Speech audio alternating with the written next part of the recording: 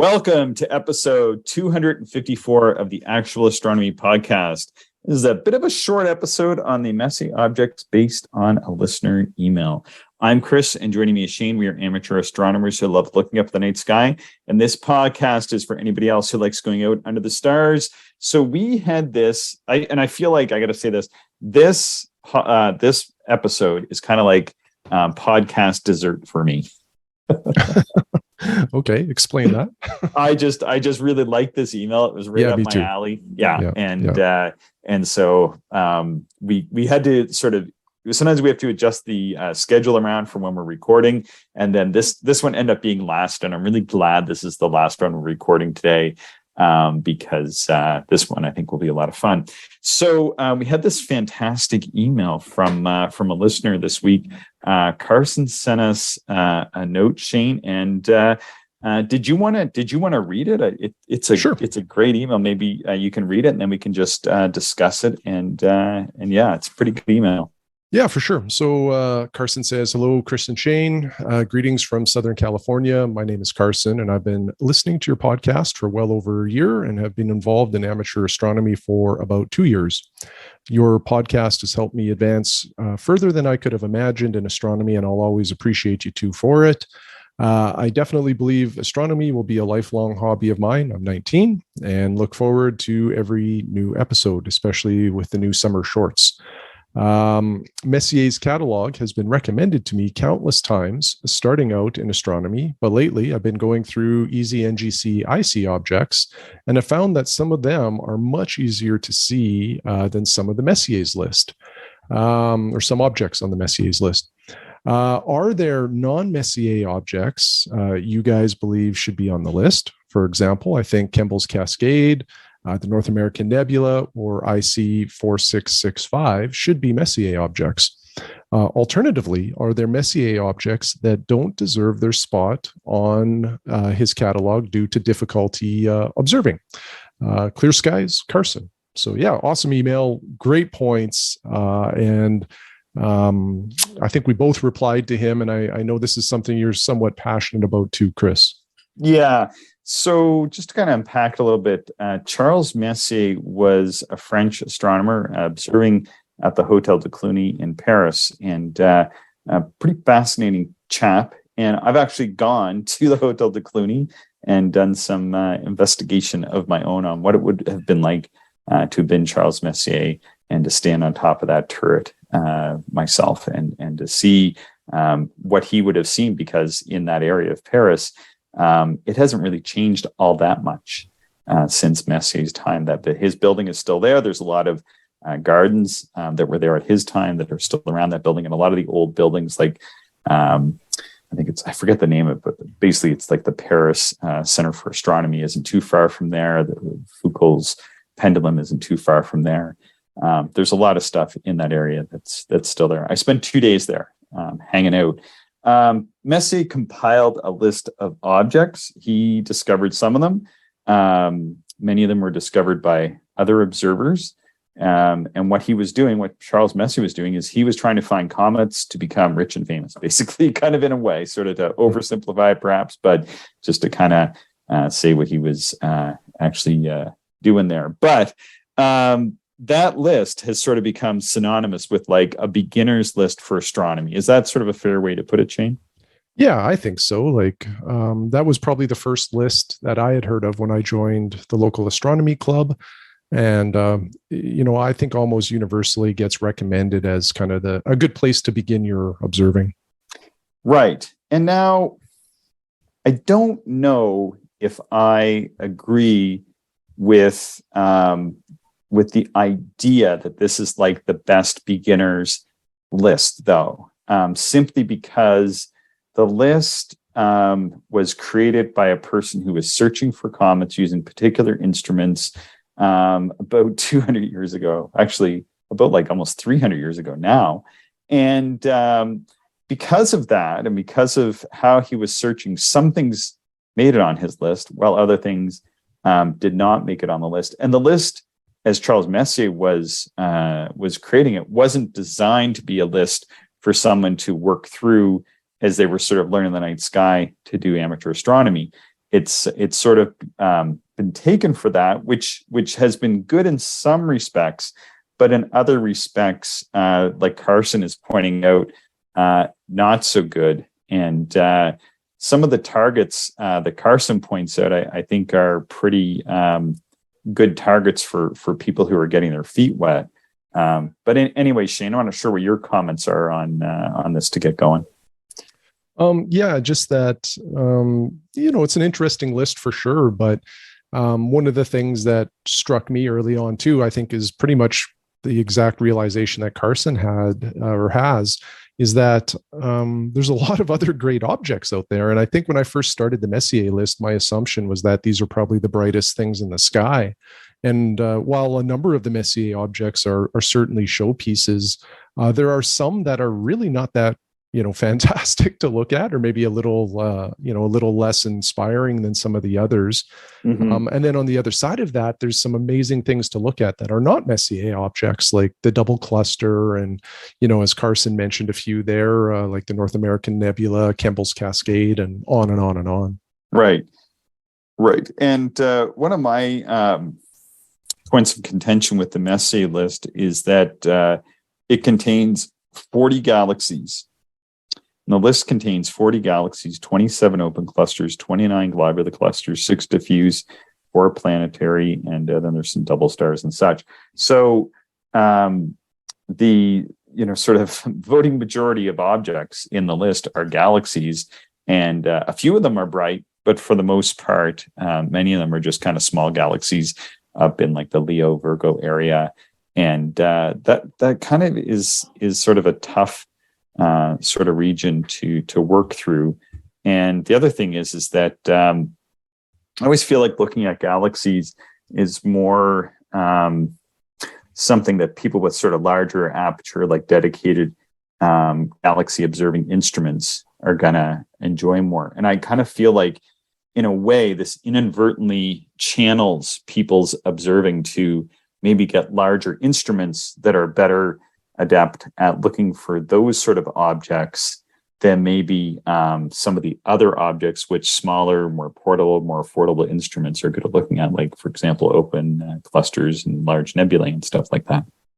Yeah. And I totally agree with that. And because Messier was, searching for comets, and this turned into sort of a non-comet list, I think there were some objects that he probably looked at, but it was apparent to him already that they were not comets, like, say Kemble's Cascade, which wasn't really called that back then. But, a number of these things, like the double cluster, probably did not resemble a comet to him. So, never made the list.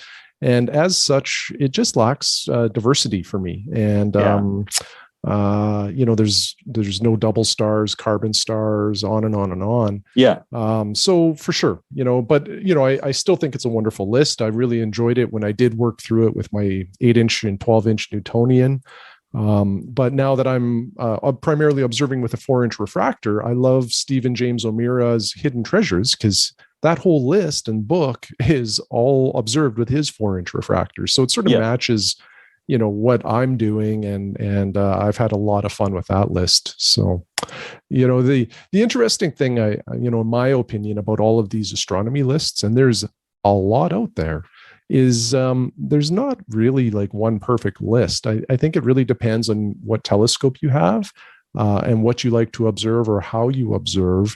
Then you can start to either pick a list that kind of checks all your boxes, or you start to make your own lists. And there's a number of ways to do that as well. Yeah, I agree. And I really liked what Carson wrote about some of the objects that he mentioned, like North American Nebula, IC 4665, which is sometimes called the Summer Beehive, some of the dark nebulae, double cluster, these sort of things. These are great objects. One person who made up sort of a bit of a competing list was Alan Dyer here in Canada, out of Calgary, and somebody who's come and spoken at our astronomy meetings, and we've done some other stuff with in the past.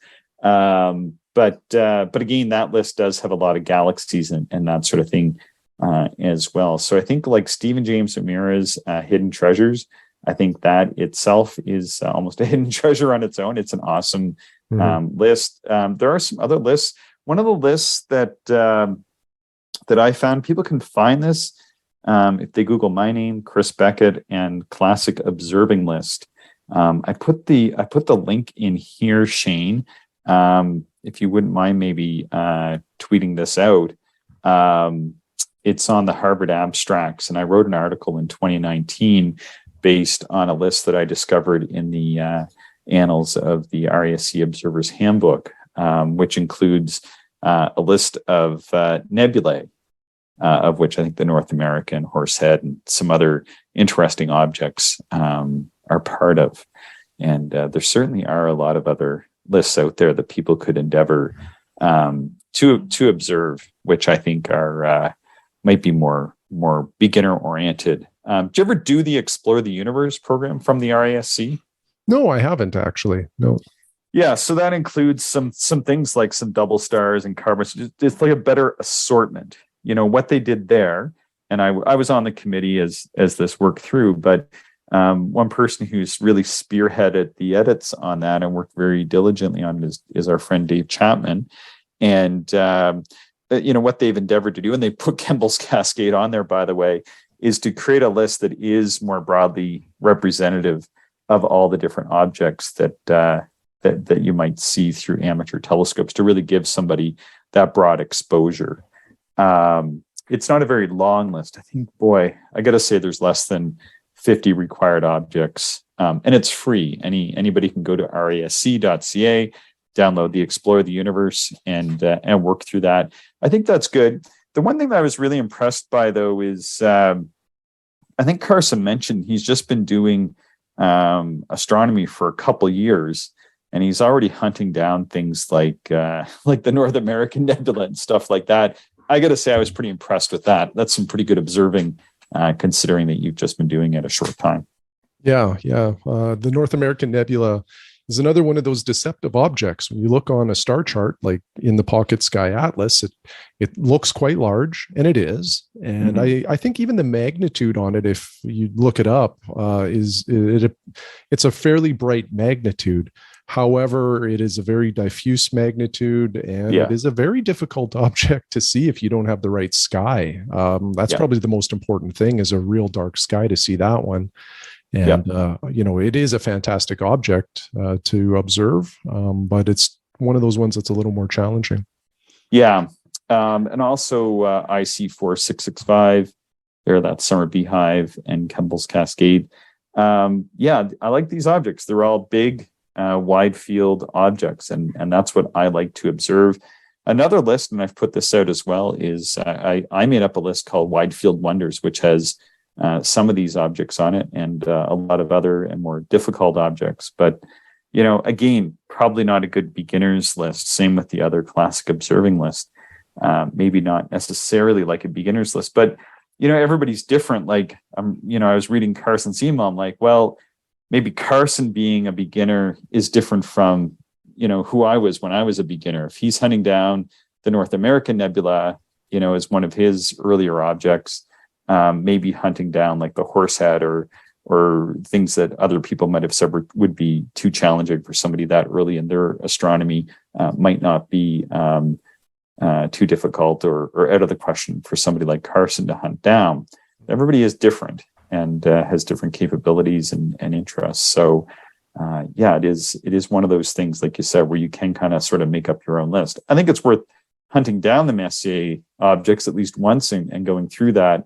But then I think, like what Carson's finding out, is that he has a bit of an interest, as I do, in observing some of these sort of wider field, more contextual objects, and seeing how these objects sort of sit in the nighttime sky versus looking at stuff that you can look at with a smaller field of view. So anyways, I was quite interested in what he wrote. And I think that he's definitely heading down the right path. And he mentioned listening to our podcast, our little podcast, as being helpful to him and his observations. So I really appreciate that as well.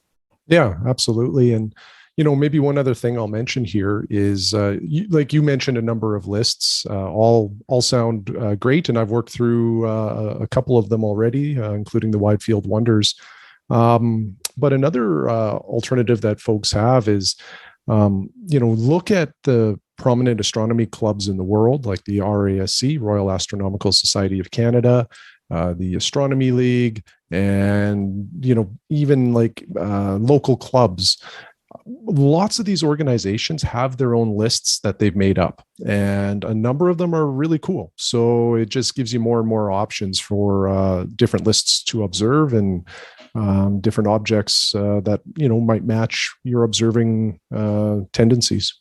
Yeah, there's a variety of objects in the nighttime sky. There's bright nebulae that fluoresce on their own. There's reflection nebulae, which are reflecting light from nearby stars. Typically, those ones are blue or bluish. There's dark nebula, which are opaque, and they're the easiest ones to see are the ones that block the most light. You got things like open clusters and globular clusters, and then you got open clusters that are so tight they almost look like globular clusters. You got globular clusters that are so sparse they almost look like open clusters, and then you have just like your supernova remnants and other types of nebulae. You have your galaxies, all kinds of different kinds of galaxies: spiral, barred spiral, elliptical, spheroidal, all that kind of stuff. And if you look around in astronomy circles, you can find people that prefer maybe one type of object or certain types of objects. The objects I'm not really necessarily I don't really necessarily prefer any one type of object. I think, like Carson, I like to look at things that are big. I like to look at them in the context. So that's why I came up with my list, which you anybody can complete or incomplete. You can do a selection of those wide field wonder objects, and it has things like the North American Nebula, easy objects. I'm not sure the double clusters on there or not. I know Kemble's Cascade is, but then I have things like some sharpless objects, which are, some of them are ridiculously challenging. So it's not necessarily like a beginner's list, but there's other things like sharpless 2-54, which is actually fairly easy to see. It's just something that most people don't look at. So yeah, it's something I've been toying around with too, is like retooling my wide field wonders. I've been slowly playing around with some ideas in my head for maybe a more approachable version of it than some of the esoteric ones that I stuck on there when I wrote it up about a decade ago. Mm-hmm. They're drilling here, Shane. I don't know if you can hear that or not. No, I can't. It's not coming through, which is great for listeners, distracting for me. So anyhow, would you do anything else to add to this? Just our little bit on Carson's email on the Messier objects. No, the only thing I'll say is thank you to Carson for this idea. I think it was an awesome question, and I enjoyed talking about this. If anybody has other ideas for future shows or future episodes for us to talk about, please email them to us, actualastronomy@gmail.com. We always love getting new ideas to talk about. And, this is an interesting hobby where I don't think there's ever a shortage of topics. And chances are, if you have a question or a thought, many others do too. So let us know, and we'd be happy to make an episode out of it at some point. All right. Well, thanks, Shane. Thank you, Chris, and thanks everybody for listening.